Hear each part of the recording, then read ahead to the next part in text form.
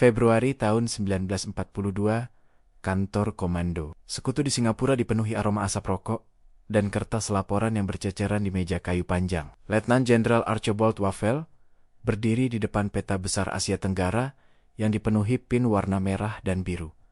Ia mengetuk meja dengan ujung pensilnya. Dutch East Indies tidak prioritas utama, katanya dengan nada tegas. Kita fokus mempertahankan India, Australia, dan jalur ke Pasifik.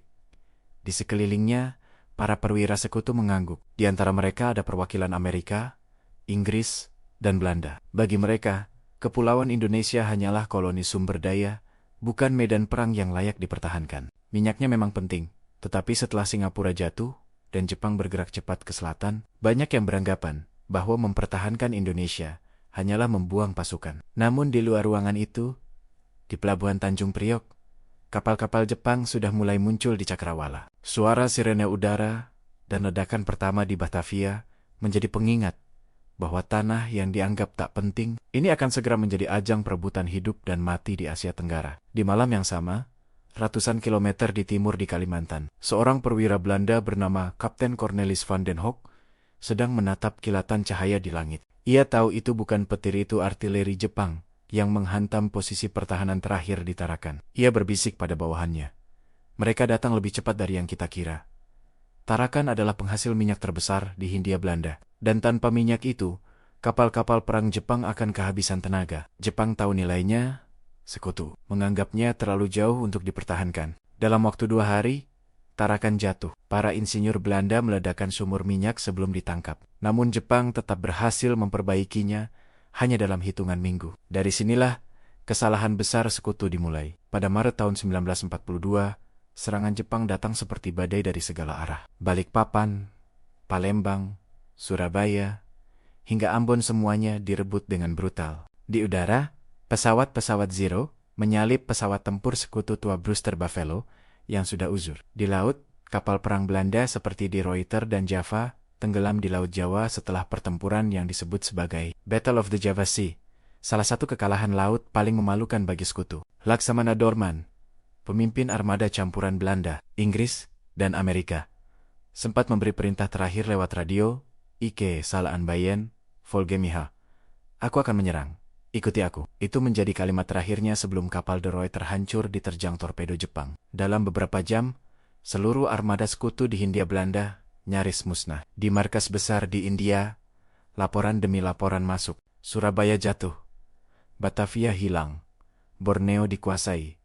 Wavell hanya diam, menatap peta yang kini dipenuhi bendera merah bertuliskan matahari terbit Jepang. Ia tahu, keputusannya untuk menganggap Indonesia tidak penting kini menjadi bumerang besar. Namun, sesuatu yang tak diperhitungkan oleh siapapun mulai muncul. Di hutan-hutan Sumatera, di pegunungan Sulawesi, dan di pesisir Flores, rakyat Indonesia yang selama ini hidup di bawah penjajahan mulai mengangkat senjata sendiri. Mereka bukan tentara sekutu. Mereka bukan pasukan profesional, tapi mereka tahu tanah ini milik mereka. Dan mereka tak akan membiarkannya direbut tanpa perlawanan. Disinilah sejarah berubah arah. Maret tahun 1942. Hanya beberapa minggu setelah Jepang berhasil merebut seluruh wilayah Hindia Belanda. Wilayah yang dulu dianggap tidak penting oleh sekutu berubah menjadi teka-teki yang menyakitkan di meja perencanaan militer di Washington dan London. Sementara para perwira tinggi sibuk memetakan strategi di ruang berpendingin udara, di pedalaman Aceh, udara bergetar oleh suara beduk dan takbir. Desa-desa berkumpul, bukan karena pesta atau panen, melainkan karena panggilan untuk mempertahankan tanah kelahiran. Seorang ulama tua, Teungku Hasan di Tiro, berdiri di depan ratusan pemuda yang bersenjata, seadanya senapan tua, pedang warisan, dan bambu runcing. Ia mengangkat suaranya. Dulu Belanda datang, dan kita lawan. Sekarang Jepang datang, kita lawan juga. Ini tanah Aceh, bukan milik siapapun. Suara sorak meledak di tengah malam, menembus hening hutan. Dari sini lahirlah perlawanan lokal yang kelak menjadi simbol bahwa Indonesia bukan hanya sekadar wilayah kolonial, tapi tanah yang berjiwa. Sementara itu, di Sulawesi Selatan, seorang pemuda bernama Andi Abdullah Bau Masepe mulai mengorganisir kelompok rahasia di bawah tanah. Mereka menyusup ke pelabuhan Makassar, mengumpulkan informasi, dan menyabotase kapal logistik Jepang. Pada malam 12 Juni tahun 1943, Mereka berhasil membakar gudang amunisi di pelabuhan tanpa diketahui. Ledakan besar mengguncang seluruh kota, dan untuk pertama kalinya, Jepang sadar bahwa mereka tidak menguasai rakyat mereka, hanya menguasai tanah. Di balik layar, agen intelijen sekutu yang tersisa di wilayah timur Hindia Belanda mulai mencatat hal ini. Salah satu dari mereka,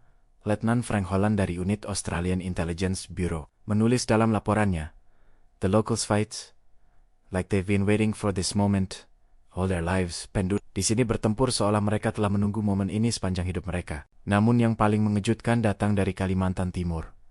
Di hutan-hutan sekitar Kutai dan Balikpapan, para pekerja tambang minyak yang dulu dipekerjakan Belanda, kini menjadi gerilyawan. Mereka mengenal medan lebih baik daripada siapapun. Dengan bantuan suku-suku Dayak, mereka membentuk jaringan rahasia yang membantu menyembunyikan pilot-pilot sekutu yang ditembak jatuh. Salah satunya adalah Letnan muda James Cowan, seorang pilot Australia yang pesawatnya ditembak jatuh di perairan Makassar pada Agustus 1944. Ia diselamatkan oleh nelayan Bugis dan disembunyikan di rumah penduduk selama 3 bulan penuh, hingga akhirnya berhasil dievakuasi lewat jalur rahasia menuju Darwin. Dalam kesaksiannya setelah perang, Cowan berkata, "Without them, I would have died in the jungle. They weren't soldiers, but they fought like the bravest I've ever seen." Sementara di London, laporan-laporan itu akhirnya mulai menarik perhatian. Kantor pusat sekutu di bawah Supreme Commander Douglas MacArthur mulai menyadari bahwa meski Jepang berhasil merebut wilayah Indonesia secara militer, mereka tidak pernah benar-benar menguasainya secara sosial dan psikologis. Intelijen mulai mencatat bahwa wilayah Indonesia menjadi salah satu titik paling rawan dalam logistik Jepang. Jalur minyak dari Tarakan dan Balikpapan ke Manila kerap diserang oleh sabotase lokal dan gangguan pasokan. Akhir tahun 1944, MacArthur memerintahkan satu tim khusus dari Z Special Unit Pasukan Komando Rahasia Australia untuk menyusup ke beberapa pulau di Indonesia, bekerja sama dengan penduduk setempat. Misi ini kelak dikenal dengan nama Operation Python dan Operation Platypus.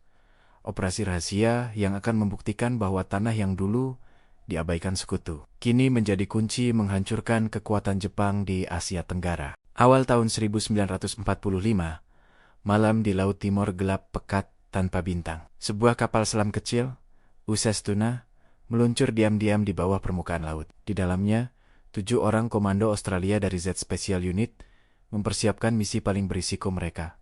Operation Python, pemimpin tim, Mayor Ivan Lyon, membuka peta lusuh di bawah cahaya lampu merah. Ia menunjuk sebuah titik kecil di peta Timor Barat. "Ini bukan sekadar operasi sabotase," katanya dengan suara rendah. "Kita akan masuk ke jantung logistik Jepang. Dan kita tidak sendirian. Rakyat di sana sudah menunggu." Ketika kapal selam muncul ke permukaan, mereka menaiki perahu karet, mendayung perlahan menuju pantai yang senyap. Di balik pepohonan, beberapa bayangan bergerak cepat para pejuang lokal yang sudah diberi sinyal lewat sandi radio dari Darwin. Mereka membawa senapan tua, parang, dan semangat yang jauh lebih tajam daripada senjata manapun. Begitu mereka bertemu, salah satu dari orang lokal itu berkata dalam bahasa Melayu patah-patah, "Kami sudah tahu, kalian datang. Jepang sudah lama menyiksa kami, sekarang waktunya balas." Malam itu, dua dunia yang selama ini terpisah sekutu, dan rakyat Indonesia akhirnya bertemu di medan yang sama. Beberapa minggu kemudian, Operation Python berubah menjadi serangkaian sabotase terkoordinasi. Tim Lion bersama para pejuang lokal menyerang konvoi Jepang di jalur perairan antara Timor dan Flores, meledakkan kapal suplai dan tangki bahan bakar. Dalam laporan resmi Z Special Unit, disebutkan bahwa lebih dari 20.000 ton logistik Jepang hancur hanya dalam 2 bulan. Namun harga yang dibayar sangat mahal. Di salah satu serangan ke depot amunisi Jepang di Kupang, 2 anggota Z Special Unit tertangkap. Jepang menuduh warga lokal menyembunyikan mereka dan membalas dengan kekerasan brutal. Desa-desa dibakar, puluhan orang dieksekusi. Tapi perlawanan tidak berhenti, justru semakin meluas. Sementara itu, di Sulawesi Utara, operasi serupa dijalankan dengan nama Operation Platypus. Tim kecil pasukan sekutu yang dipimpin Letnan Donald Stott mendarat di Manado dan bekerja sama dengan penduduk Minahasa. Mereka mengumpulkan intelijen, mengganggu komunikasi radio Jepang, dan memetakan jalur suplai udara. Dalam catatan harian Stott, ia menulis, "Kami datang dengan peralatan canggih. Mereka datang dengan tekad, dan di antara keduanya, tekadlah yang memenangkan malam itu." Namun, bukan hanya komando militer yang beraksi. Di Jawa, jaringan bawah tanah mulai bekerja sama dengan agen intelijen sekutu yang diselundupkan melalui Laut Selatan. Tokoh-tokoh seperti Sultan Sejarir dan Amir Syarifuddin diam-diam membangun kontak dengan pasukan sekutu, mengirim informasi mengenai pergerakan Jepang dan kondisi sosial di kota-kota besar. Bagi sekutu, ini bukan lagi wilayah kolonial. Ini adalah jaringan strategis yang hidup dan sangat berharga. Ketika Jepang mulai kehilangan kendali di pertengahan 1945, Indonesia sudah menjadi duri dalam daging yang tidak bisa dicabut. Armada kapal Jepang kehabisan bahan bakar karena sabotase, jalur komunikasi mereka terganggu, dan moral pasukan mereka hancur akibat serangan dari dalam yang tak berhenti. Di markas besar MacArthur, di Manila, seorang analis logistik melaporkan dengan nada tak percaya. Jalur suplai Jepang di Asia Tenggara kini paling rapuh di sekitar kepulauan Indonesia. Tempat yang dulu tidak kita prioritaskan, kini justru menjadi titik terpenting kemenangan. Dan ketika berita penyerahan Jepang resmi diumumkan pada 15 Agustus tahun 1945, radio-radio sekutu di Australia mencatat pesan yang datang dari sebuah pemancar kecil di Jawa. Indonesia tidak lagi tunduk. Kami akan menentukan nasib kami sendiri. Mereka belum tahu. 2 hari kemudian, pesan itu akan menjadi kenyataan. 17 Agustus tahun 1945, Pegangsaan Timur, Jakarta. Pagi itu matahari menyala lembut di langit kota yang baru saja lepas dari bayang-bayang perang. Di halaman rumah sederhana, sekelompok orang berdiri tegang, namun penuh harap. Di tengah mereka, seorang pria berjas putih menatap kain merah putih yang berkibar perlahan di tiang bambu. Soekarno menarik napas panjang, dan dengan suara berat yang menggema di udara, ia memproklamasikan, "Kami bangsa Indonesia dengan ini menyatakan kemerdekaan Indonesia di luar negeri." Dunia sekutu masih sibuk merayakan kemenangan atas Jepang, tapi dalam hitungan jam, laporan dari radio-radio sipil dan intelijen membuat meja perencanaan di markas besar Allied Southeast Asia Command SEAC di Singapura mendadak tegang. Indonesia, yang dulu dianggap hanya sekadar koloni yang bisa ditunda urusannya, kini telah memproklamasikan kemerdekaan sebelum sekutu sempat kembali. Letnan Kolonel Lawrence Fitzpatrick, seorang perwira Inggris yang bertugas di SEAC, menatap dokumen di tangannya dengan wajah tak percaya. "Jadi, mereka sudah memproklamasikan negara sebelum kita tiba?" Tanyanya pada ajudan. "Ya, sir." Dan rakyat di sana mendukungnya. Jepang sudah menyerah, tapi pasukan mereka di lapangan belum semua ditarik. Situasi bisa kacau kapan saja. Keputusan Wavell 3 tahun lalu kini terasa seperti mimpi buruk yang berbalik. Wilayah yang dulu diabaikan sekutu kini menjadi pusat perhatian global, bukan karena sumber daya, tetapi karena lahirnya negara baru yang tak mau kembali dijajah. Ketika pasukan Inggris mendarat di Jakarta pada akhir September tahun 1945, mereka terkejut. Jalan-jalan penuh dengan spanduk bertuliskan "Merdeka atau Mati". Di beberapa daerah, rakyat yang sebelumnya membantu sekutu melawan Jepang kini memegang senjata yang sama untuk melindungi kemerdekaan mereka dari siapapun, termasuk sekutu sendiri, jika mereka mencoba mengembalikan Belanda. Di Surabaya, situasi memanas cepat. Ribuan pemuda bersenjata, sebagian di antaranya adalah bekas pekerja pelabuhan, mantan Romusha, dan prajurit peta, siap menghadapi siapapun yang ingin merampas kemerdekaan. Dan, ironinya, banyak dari mereka pernah bekerja sama dengan intelijen sekutu selama perang.